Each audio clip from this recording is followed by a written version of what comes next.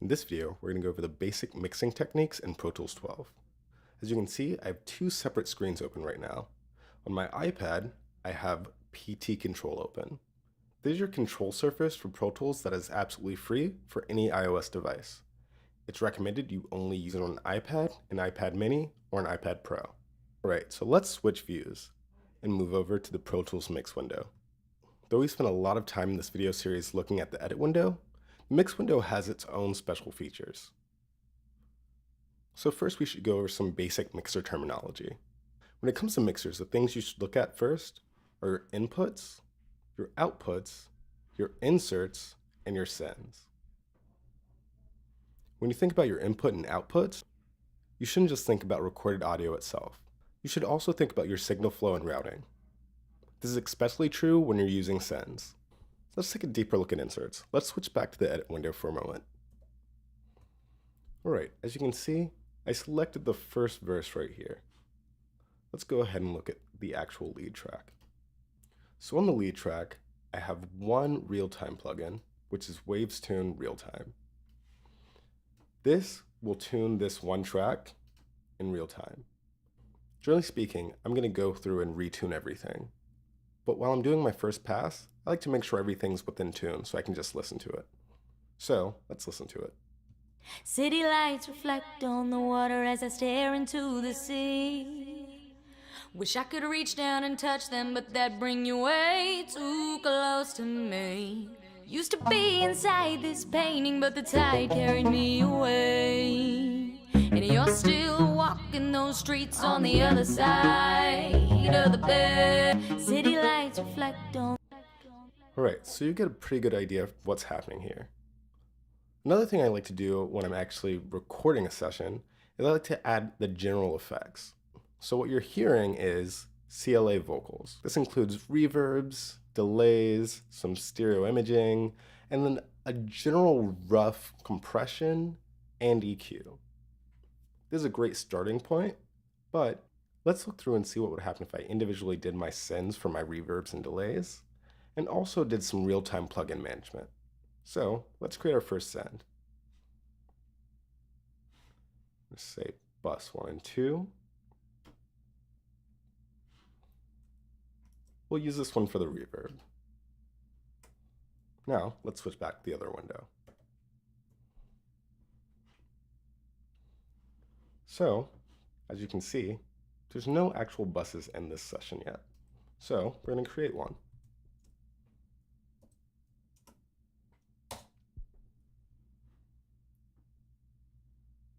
As you can see, a new aux has been created right here. We're going to call this reverb.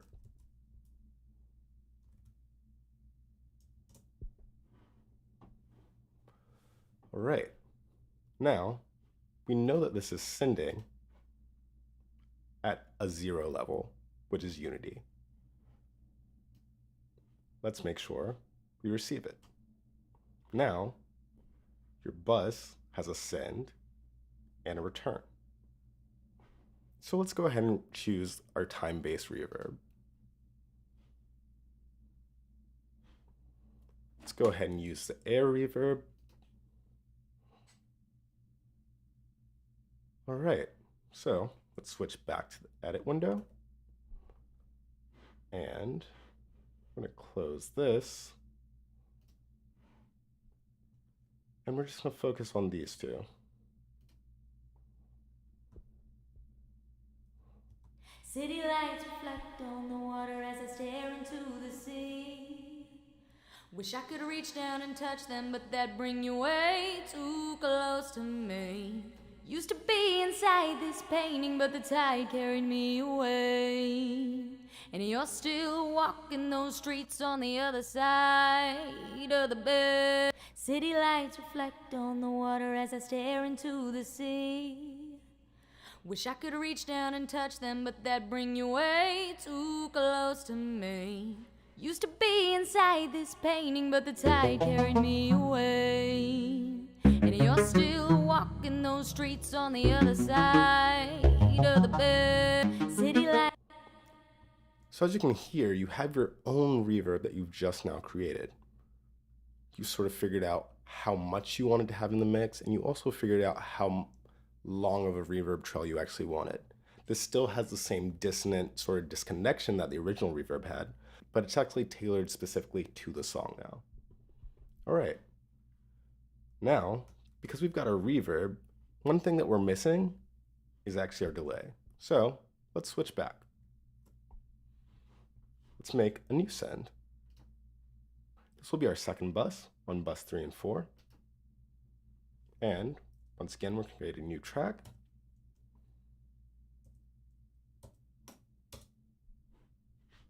And we're going to call this one delay.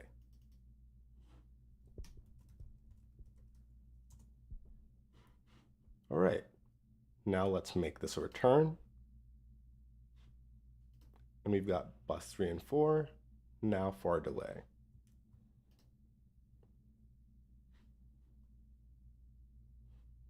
So let's look at the air multi-delay. When it comes to using a send for delay, generally you're going to want to use automation. So let's switch back to the other window and actually look at our automation track for this.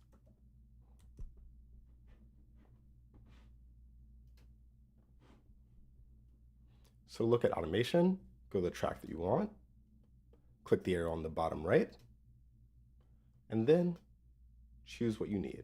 So go to the last one in this case and look at level. What we should do is zoom in. We should also probably make this track a little bit larger.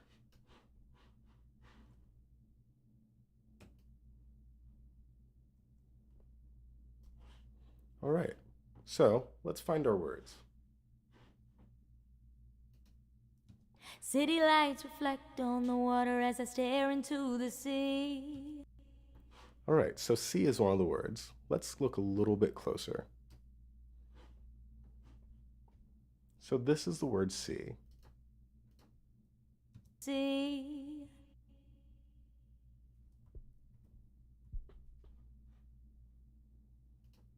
Into the sea. So let's go right here. To the sea. We can go ahead and select this little patch. And generally speaking, you're going to want to select even right after that, just in case there's something you don't see. So we can actually make this waveform larger so you can kind of look and say, oh, I see artifacts. So we should probably make our resolution even higher on the grid and move it to right about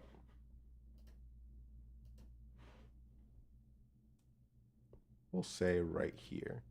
And then, depending on how much you want to send this, you can raise it here. I'm going to send this right to Unity and see what that sounds like. Zoom out a little bit. And let's look at it. So I'm going to make sure that's actually a full bar. All right. Now let's look at it. City lights reflect on the water as I stare into the sea. City lights reflect. So yeah, now we have our delay, but this isn't the right delay for this. Yes, it's synced, but we should figure out the right sync for this. We probably want about a quarter note delay. I just need 2 taps. And let's do this. So what we're going to have is 1 left and 1 right. All right. And let's do this right at 4. So let's listen to it again. City lights reflect on the water as I stare into the sea. City lights. So let's move all of these right to 4. City lights reflect on the water as I stare into the sea. City lights reflect. All right, let's try a little bit higher. City lights reflect on the water as I stare into the sea. City lights reflect on the water. Alright, so now we have a perfect quarter note delay that pans on each side and it has a quarter note in between each delay. So that's good. We've got what we want there. Now, let's look at automation in a very different way. So let's look at writing some automation. To write automation, all you need to do is change your automation mode. So I'm basically just going to put this on write.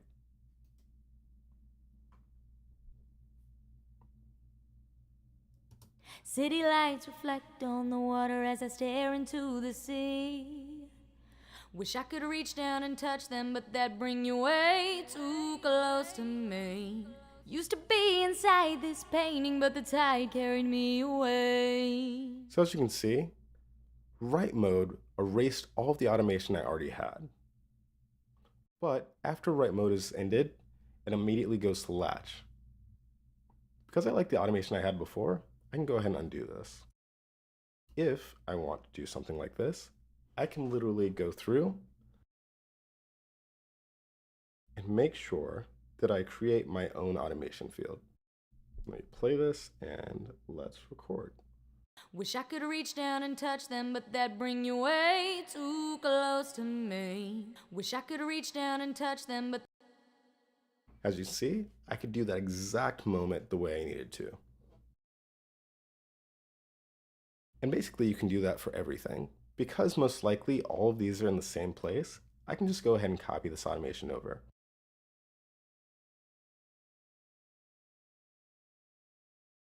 If you want something more natural, you can select what you've recorded yourself to make it have its own gradual up and down motion. More specific, you can physically draw it in. I'm going to switch between the two and see which one I like more for each one.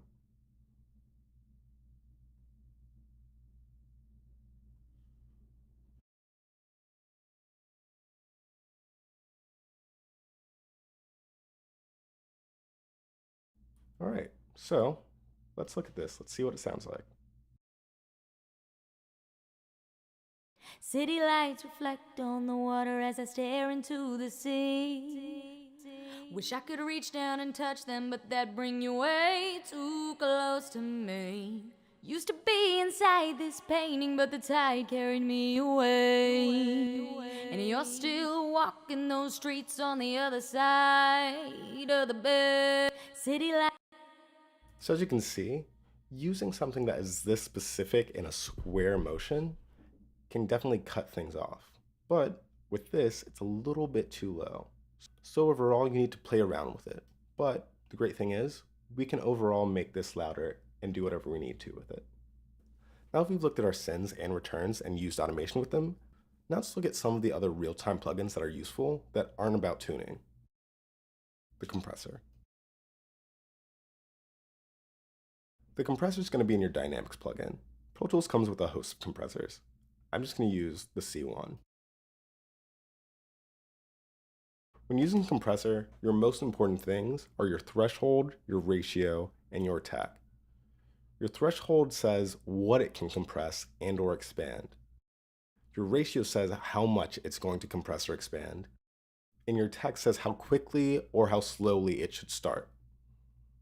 The release is also important simply because if you're using drums, you generally want a much shorter release, unless you're using something like a cymbal. Way too close to me. Used to be inside this painting, but the tide carried me away. And you're still walking those streets on the other side of the bay.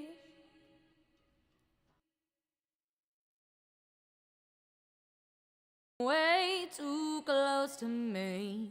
Used to be inside this painting, but the tide carried me away.